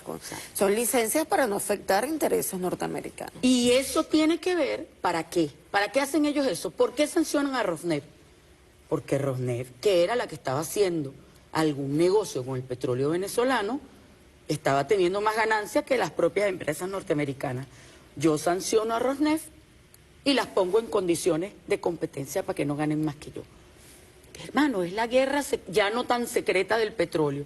O sea, señor, estúpido, sigue siendo el petróleo lo que está detrás. Esa es la verdad, Mario. Esa es la verdad, así nos duela. Y por eso persiguen a Venezuela y la acusan de que viola los derechos humanos y que por eso hay que invadirla para poderle aplicar el plan Libia. Eso es lo que está detrás, pues. Ahí también, Mario, que explicarle, sobre todo a aquellos que han pedido medidas, que el tema del bloqueo naval no es como se hacía en otrora, que te ponen buques, aunque sí lo hacen con Yemen, sí lo hacen con la Franja de Gaza en Palestina, los israelíes, que te ponen, te impiden el paso y además te disparan para que tú no puedas hacer uso del mar. En este caso, digamos que el bloqueo lo que hace es tocar todos los mecanismos del sistema naviero internacional. O sea, simplemente nos vamos a contar. Y si contamos con alguna naviera que se quiera comprometer, esa naviera va a cobrar ya 10, 15 veces por encima. Ya lo están haciendo. Aumentan los costos. Por eso es que la estructura de los costos para nuestros productos se ha elevado muchísimo. Porque bueno, porque una naviera ante el riesgo de ser sancionado por la OFAC, por supuesto te dispara el precio de la tonelada. Pero ¿qué ocurre también? Que entonces hay todo un sistema de seguros, de calificadoras, de reaseguros dentro del sistema naviero, que también habría que el Estado debería ir a la Organización Marítima Internacional a denunciar las amenazas y a ver qué está pasando, porque las calificadoras y las aseguradoras se van a disparar. ¿Qué hacen las calificadoras? Lo que hizo una vez, por ejemplo, el grupo de Ombudsman, de Defensores del Pueblo Internacional, para afectar a Venezuela y aislarla, le quitó la categoría A a la Defensoría del Pueblo, que la tuvo durante años, porque además se convirtió en un referente. No, el poder ciudadano. Era no una institucioncita como en toda América, sino era parte de uno de los poderes del Estado, ¿no? Pero le quitaron con la excusa de que Gabriela Ramírez en otrora salía lamentando la muerte del presidente, del comandante Hugo Chávez. Bueno, esas mismas calificadoras que te ponen A, B, C, juegan en el tema marítimo, y entonces aquellas naves que tienen una calificación A o calificación B pueden ser amenazadas de quitarle la calificación, lo que hace que sea menos atractiva su participación en el mercado. O sea, esos son los juegos del bloqueo, que lo han hecho con Cuba, lo han hecho con Irán, lo han hecho con otros países, y lo están haciendo ya con Venezuela, solo que no se siente tanto. Sí. Por eso es que el comandante Chávez insistía tanto también en desarrollar los astilleros, en tener en fortalecer. Bueno, estamos de todas maneras. Bueno, pero no hizo un arreglo con Argentina para recuperar astilleros de Argentina, y hay 2 barcos que se pagaron por adelantado para poderlo, y todavía los barcos están allá. Macri gastó los reales, lo digo Junio aquí, gastó los reales, y nosotros más bien tenemos que pagar para que los terminen, pero todavía nos quedan debiendo esos reales que vamos a pagar. Por eso que te estoy diciendo. Pero bueno, es un buen momento, como decía María Alejandra, así como los iraníes, los cubanos, avanzaron en grandes desarrollos tecnológicos, en el caso iraní, pues en diferentes áreas de la ciencia, en el caso cubano, sobre todo en la medicina. Hay que tener la visión de Chávez y de Fidel. Por supuesto. Estamos en un momento en donde hay que arrimar hombros. Hay que decirle a la oposición, mire, nosotros además tenemos un proyecto histórico. Esto no es un programa electoral lo que nosotros estamos desarrollando. Estamos hablando de 200 años de historia, y tenemos un rumbo, una ruta y un ritmo que marcó el comandante Chávez en el momento en que, bueno, en esa cantidad de años en que nos fue formando. Pero lo que te quería decir es que tenemos un proyecto nosotros histórico y ellos definitivamente lo que tienen es unas aspiraciones casi de tipo terrorista, pues que van en contra de la vida humana, de lo esencial, o sea, y son tan inmediatistas, que se les ocurre llamar una marcha para hablar de un pliego, ¿cómo era que le decían? Pliego Nacional de Conflicto. Pliego Nacional de Conflicto. Aquí hay que explicarle a toda la gente de la oposición. Por cierto, ¿qué es eso del pliego? Yo pliego, tú pliegas, el pliego. Es una institución laboral que se ha ido desarrollando en el tiempo, una relación de los trabajadores con los patronos, sean privados o públicos. ¿Pero de dónde sacó Guaidiotta? Del pliego conflictivo que se presenta en términos de un sindicato reclamándole al patrono sus derechos, Mario. Eso sí, ¿qué es eso? Eso está en nuestra ley orgánica del trabajo, trabajadores y trabajadoras lo pueden buscar, creo que está en el artículo 470 y pico, ahí está, pero antes el pliego del conflicto, que además, imagínate, hacemos un proyecto histórico, proyecto bolivariano, y estos necios hablando de un pliego de conflicto que es algo inmediato que tiene que ver con la institución histórica, que es la del sindicato, la de las relaciones laborales. Pero vamos a dar una buena noticia, aquí tiene, pues China, Xinhua en español, magnífica noticia, Wuhan, epicentro del brote de coronavirus, cierra todos los hospitales temporales acondicionados para hacer frente a la emergencia. Mira cómo distintos grupos de trabajadores médicos lo celebran en Wuhan, en el centro de China. Excelente trabajo. Mira, de verdad están bailando, mira, ve, todo, porque hay otra cosa. ¿Viste? El tsunami chino viene. Yo lo dije. No, y hay una cosa, yo el otro día pasé unos videos de una... En Google uno busca el COVID, o sea, este coronavirus ya tiene un nombre, ya fue identificado, COVID-19, la patente la tiene Estados Unidos. ¿Por qué será? Porque fue fabricado. Sí. Pero tú sabes que en un momento como este, y sobre todo cuando es a riesgo de vida de una población completa, yo digo que los chinos igualitos dirán, podrá tener la patente, y ojo, la patente, el virus, no la cura. No, claro, estoy hablando de la fabricación del virus. Para que quien lo fabrica es el que hace el arma biológica. Claro. ¿Entiendes? Es que ellos tenían que desacelerar a China, tenían que aislar a China. Fíjate, el otro día yo pasé 2 videos de una chinita, que ella es argentino-china. Ella explicó todo, yo lo vi. Y ella explicó, excelente, pero ella explicó una cosa que es bien interesante. El tema de la comunidad. No, exacto, el tema cultural. Por favor. Cómo China ve el colectivo frente al derecho individual. Frente al derecho individual, y cómo en Estados Unidos se ve el derecho individual frente al derecho colectivo. Claro. Eso es lo más interesante. Claro, porque ese es el enfrentamiento de proyectos históricos, la visión histórica, incluso que la planteó Chávez, que es la que plantea nuestra Constitución. El Estado Social de Derecho y de Justicia debe como finalidad privilegiar el bien común. Punto. Eso es la república. Eso es la república. La concepción de república es la cosa pública. ¿Ya? O sea, por encima de lo individual está siempre lo colectivo. Esa es la concepción liberal incluso del pensamiento de la república. República, aunque no lo crean, tiene que ver con lo común, incluso el consenso, las decisiones en común. Es más, es tan así que una república, la democracia con el voto individual, secreto y tal, es contradictorio.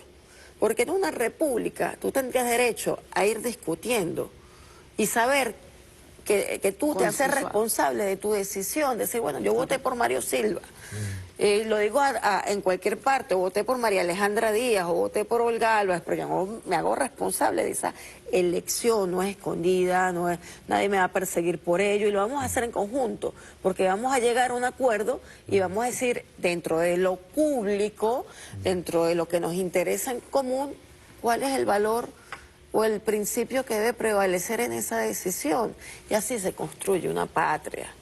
O sea, el concepto de república, lo que pasa es que con el tema de la democracia liberal se ha ido llegando a serias contradicciones. Yo siempre he dicho, Olga, que es que nosotros no estamos hablando de periodos de gobierno, estamos hablando de un proyecto. Como decía Ahmadinejad, como decía Chávez, Es la Chávez salvación de la humanidad. Es un proyecto para salvar la humanidad. Eso hay que decirlo. Ahora, yo quiero entrar en un temita que lo conversamos ayer y hoy, ¿verdad? Nada más que por hacer unas observaciones, pues. Y hacer unas observaciones desde... Ya, mire. Tú sabes que ya uno no tiene capacidad de asombro, ¿verdad? Para las cosas que van sucediendo por ahí. Yo vi unas declaraciones de Piedad Córdoba. Muy lamentable. Porque, te lo dije a ti, yo se las pasé. Por eso es que yo digo, la hojilla confronta. Yo no voy a pasar las declaraciones, no, yo voy a responderle a Piedad. Pero uno no tiene capacidad de asombro. Uno se da cuenta, cuando tú tomas el periodo de Chávez, lo que fue el periodo de oro, pues, y bueno, que nosotros entramos, llevamos la responsabilidad de Chávez encima ahora mismo para poder seguir con el proyecto de Chávez. Pero con Chávez hubo mucho retratado. Venían, visitaban. Yo estuve viendo unas declaraciones que dio, por cierto, que pasaron el video así, y yo dije, bueno, vamos a salir del contexto. O sea, quiero ver que no esté fuera de contexto, sino que quiero ver la declaración completa. Y da lástima. Por eso yo te decía lo de la moral, ¿ves? La ética. La ética. O sea, que tú veas un país como Colombia y que venga Piedad Córdoba. Piedad. Y diga que Uribe es un factor político, escúchese bien esto, al que hay que tomar en cuenta. Aparte de los chismes que tiró, que si Nicolás, que si esto, que si Fidel, que si Chávez, esto, no, ese es el chisme de pasillo. Lo de fondo fue el apoyo a Uribe. Hay un apoyo tácito a Uribe. Hay que conversar con Uribe. Porque Uribe es un factor, según ella, es un factor político con el que hay que tomar en cuenta. Por eso yo te hablaba de la moral, ¿ves? O sea, ¿cómo tú puedes agarrar y decirme a mí que yo converse con Uribe? Piedad, por favor. Un tipo que es narcotraficante, un tipo que es asesino y que moralmente... Es que, fíjate bien, porque es que está Duque, que es idiota, pero detrás de él está el titiritero. Y detrás del titiritero, que es en este caso Uribe, está el norte apoyando a un narcotraficante de ultraderecha que ha matado y ha asesinado a muchísima gente. Piedad, que tú lo sabes. Y que en este momento me digan a mí que nosotros deberíamos de sentarnos a hablar con Uribe. Coño, no lo entiendo. De verdad no lo entendí. Primero que la entrevista fue así como en un chismorreo de ambos. Del entrevistador con la entrevistada. Fue un chismorreo, fue feo. El chismecito barato.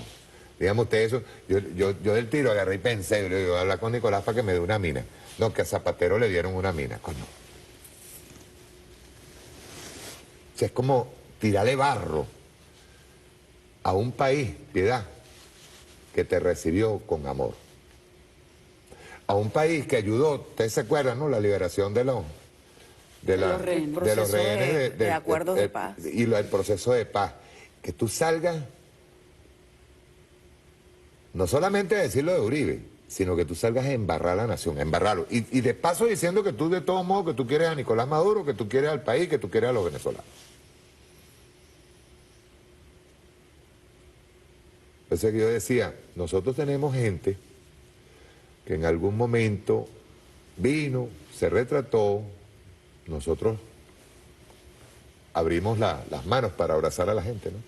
Sobre todo con el hermano pueblo colombiano. Pero al final, yo no sé por qué tengo la idea, Piedad. O sea, es lo que arroja, pues, de ese chismecito barato en que estaban sentados ahí en ese pasillito, pues. Estaban sentados tú y el otro, que parecía como una reunión de chismosos. Y yo no sé por qué tengo la idea de que Uribe te tiene agarrado por los ovarios. Algo pasó. Algo pasó.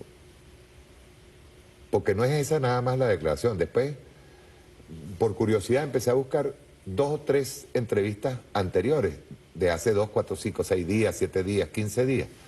Y hay uno en donde, con Semana de paso, que tiene un espacio en redes, en donde habla mal de Evo también. O sea, no es que habla mal de Evo, sino hubo un comentario que fuera de lugar, que es un comentario que es una falta de respeto. Es una falta de respeto a un hombre, a compañeros de, ¿cómo se llama? A compañeros de lucha, pues en caso del comandante Hugo Chávez, fue una falta de respeto al comandante Hugo Chávez, fue una falta de respeto al presidente Nicolás Maduro, que te abrió las puertas más de una vez, que estuvimos pendientes de las negociaciones de paz en Cuba, que estuvimos pendientes de los problemas que tiene Colombia, que estuvimos pendientes de tu inhabilitación, porque a ti te inhabilitaron políticamente de por vida, ¿sabes? Y te inhabilitó no Venezuela, te inhabilitó el gobierno colombiano, te inhabilitó el sistema colombiano.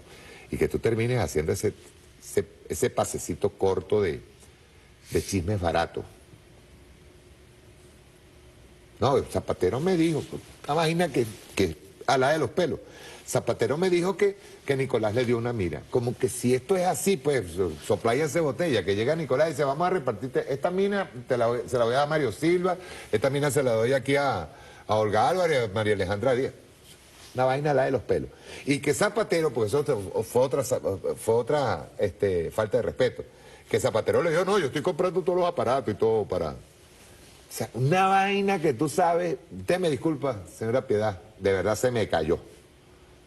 Se me cayó. Pero no solamente eso, es que tengo la ligera impresión de que esa entrevista fue elaborada para, digamos, para otra hojita más del expediente que hay contra Venezuela, de ese expediente que ustedes tienen. Y tú le diste crédito a eso. Opinión de usted, pues ya estamos terminando. Bueno, es difícil, sobre todo porque en el caso del referéndum de 2007, yo recuerdo que el comandante Chávez se metió de pata y cabeza a resolver el tema de los rehenes. Y el comandante Chávez después se lamentaba. Disculpa, María Alejandra. 31 de diciembre, nosotros salimos al aire, 31 y 1 de enero de diciembre, cuando estaban liberando a... ¿Cómo se llama? A Clara y a los rehenes. Nosotros vinimos a trabajar ese día para poder transmitir esa buena nueva. Claro. Y Chávez después reconoció, pues, que él había abandonado la campaña del 2007, además de todos los errores que se cometieron comunicacionalmente, digo, en la estrategia de marketing electoral, y haberle agregado toda esa serie de elementos a la reforma. Chávez se dedicó en cuerpo y alma a la liberación de los rehenes. Y si alguien se dedicó a la causa colombiana pensando en Bolívar, fue Chávez. Y les permitió y nacionalizó a los compatriotas colombianos. ¿Sabes? Nosotros tenemos 1/3 de población nuestra, son compatriotas colombianos. Entonces, si alguien le entregó, incluso tratando de convencer a un sector de los venezolanos de la necesidad histórica que había de unir a los dos pueblos, fue Hugo Chávez. Pero además, hay otro tema que es muy importante. El tema de prestarle nuestro apoyo para el proceso de paz, que no se lo reconocieron a Chávez. No le dieron reconocimiento a Hugo Chávez durante ese proceso. ¿Me explico? Chávez fue quien intermedió frente a la violación de la soberanía y el acto de guerra contra Ecuador. Sí, señor. Es decir, si alguien tiene que agradecerle a Venezuela, a Chávez, es Colombia. Es Colombia. Y lo menos que uno puede decir es que en la vida no se puede ser uno malagradecido.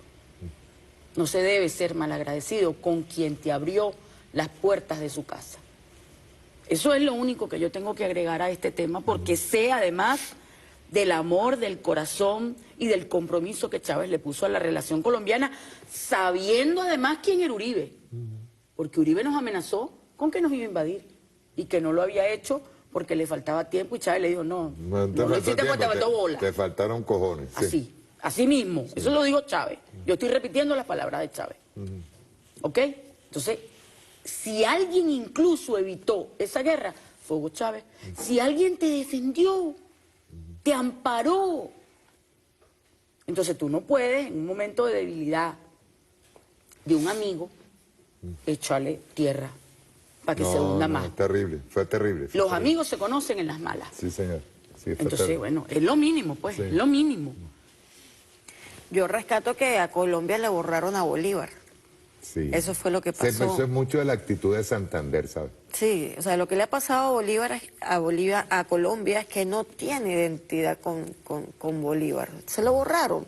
Ellos en su genética ya no conservan a Bolívar. No es por casualidad que Iván Duque reconoció que en el periodo de independencia quien actuó fueron los americanos en protección de ellos. ¿Recuerdas esa declaración? Eso no es una declaración casual, es una declaración que tiene que ver con terminar de borrar de la conciencia de los colombianos a Simón Bolívar y evitar la unidad.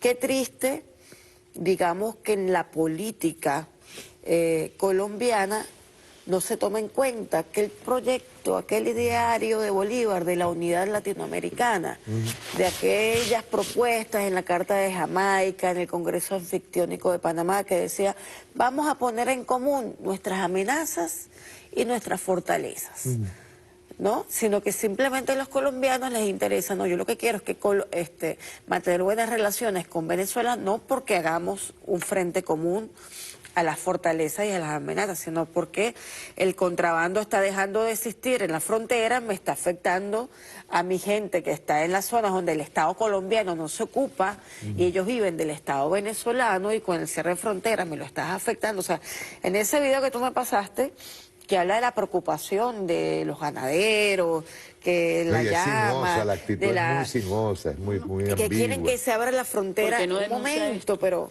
Mira... 698 hombres y 122 mujeres venezolanas fueron asesinadas el año pasado en Colombia. Esto es la fuente de medicina forense de Colombia. Bueno, ¿por qué Piedad Córdoba no dice eso? 2 años diciéndolo. ¿Ah? Esto sí es una violación masiva de derechos humanos de los migrantes venezolanos. ¿Por qué no denuncia eso, Piedad? En vez de estar tirando un chismecito, ¿verdad? Esto sí es una investigación seria. Hace como 2 años venimos aquí en La Hojilla denunciándolo. Claro. Que Medicina Legal está hablando de que había un porcentaje de 500 personas asesinadas. Claro, esa está actualizada, ¿no? De 2019. Estamos hablando de que aumentaron, pero el 20% son mujeres. Son femicidios en Colombia. Pero bueno, lo que quiere decir que qué triste que la política colombiana sea una política como la del pliego nacional de conflicto. O sea, una política inmediatista, programática, que no tiene sentido de la historia ni sentido de la humanidad. Sí. Que no está liderada por una espiritualidad, que no está imbuida por una espiritualidad. O sea, qué triste que los colombianos... Cuando yo vi esa entrevista me dio pena ajena. Pues. O sea, la invitación es no a todos los colombianos. ¿Cuál es? Ahora, caerle en gracia a Uribe, caerle en gracia a los sectores de la derecha. ¿Para qué? Para rescatarla, para que te quiten la inhabilitación.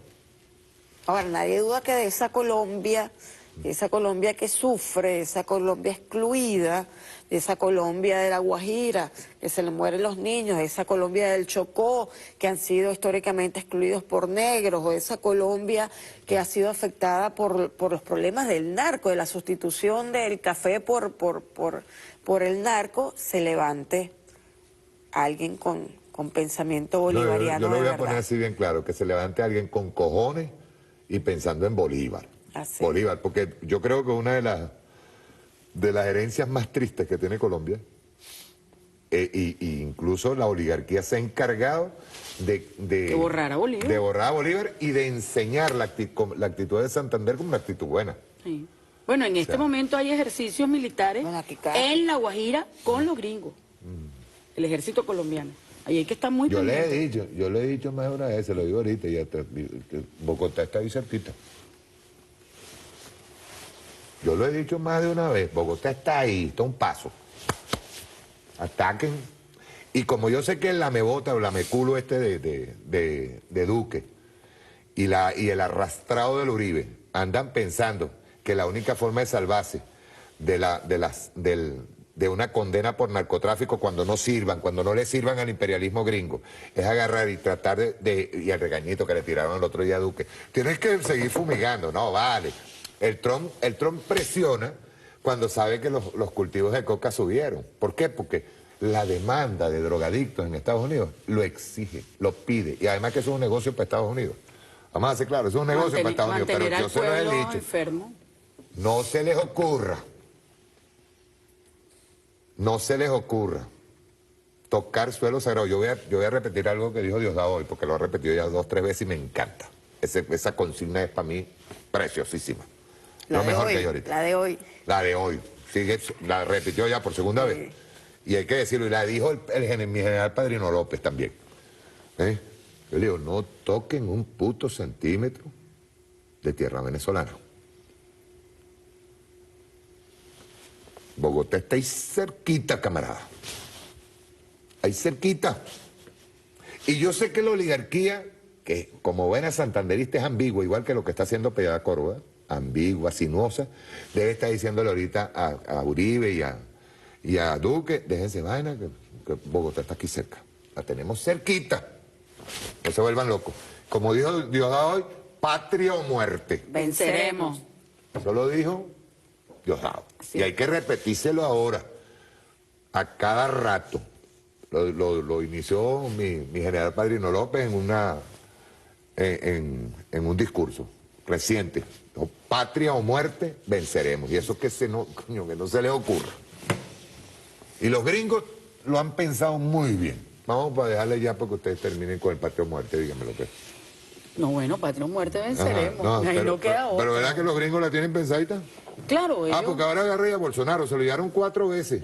Cuarta vez. Los gringos tienen laboratorio de pensamiento. Ahí hay laboratorios de pensamiento. Sacan cuenta. Pero además ellos miden. Acuérdate que ellos hacen perspectiva, pensamiento prospectivo y conceptual. Que deberíamos nosotros trabajar en eso, duro, hace falta. Y ellos miden el riesgo. ¿Qué voy a sacar yo de ahí? ¿Es mayor el riesgo que el beneficio que voy a sacar? Y dicen, no, vamos a hacerlo por otro lado. No es que van a dejar de hacerlo, el tema es que están buscando otros caminos. Ellos no van a dejar de persistir en acabar con cualquier proceso y cualquier proyecto liberador, emancipador, soberanista. No, ellos no pueden permitir eso. Además es que bueno, que somos la primera potencia petrolera del mundo. Esa es más que una causa. A mí me pareció, hoy escuchaba al compañero Diosdado Cabello decir patria o muerte, venceremos. A mí es sabrosa esa consigna. A mí me emocionó porque es un símbolo de la lucha de los pueblos latinoamericanos. El patria o muerte, así tal cual, venceremos, ha sido el lema de todas las luchas de resistencia en América Latina durante décadas. Y en este momento fue como un juramento. Yo sentí una fuerza espiritual muy grande en esas palabras de Diosdado, en esa marcha inmensa de hoy, en la que, bueno, mira, el martirio. Aquí ya me llegó. El martirio, que lo hablábamos el otro día, que lo tienen los musulmanes como un elemento de su espiritualidad, también lo tenemos los revolucionarios latinoamericanos, aunque haya ateos, aunque haya católicos, aunque haya cristianos, aunque haya yorubas, aunque haya... Además... No importa, esa espiritualidad de dar la vida por una causa final... Sí. Esa solo lo Olga, ¿tú te acuerdas que decían los de la oposición? ¿Tú te acuerdas que ellos tuvieron un tiempo diciendo, no, que los comunistas y los socialistas lo que piensan es en la muerte? No. Cuando usted dice patria o muerte, está así bien claro. Si no hay patria... no hay nada. No hay nada. Simple. Es que entonces, si no por la patria se da la vida. Claro. La dio Chávez. Claro. Si La no dio hay- Chávez. ¿Qué si no mejor hay- ejemplo? Si no hay patria, tú no puedes defender derechos humanos, no hay república, no hay nada, no hay nada. La patria lo es todo. Es que la diferencia es cuando uno tiene un ideal, un sueño, una utopía, y cuando uno lo que quiere es solamente llenar la cuenta bancaria. Ellos no pueden entender que uno tenga un ideal. Así que patria o muerte, Venceremos. Hay que decirlo así, patria o muerte. Venceremos. Ya pues, nos vemos. ¿Qué tú crees que yo no sé qué están brincando? ¿La brinca? Y ya dejando atrás los tiempos de ingenio.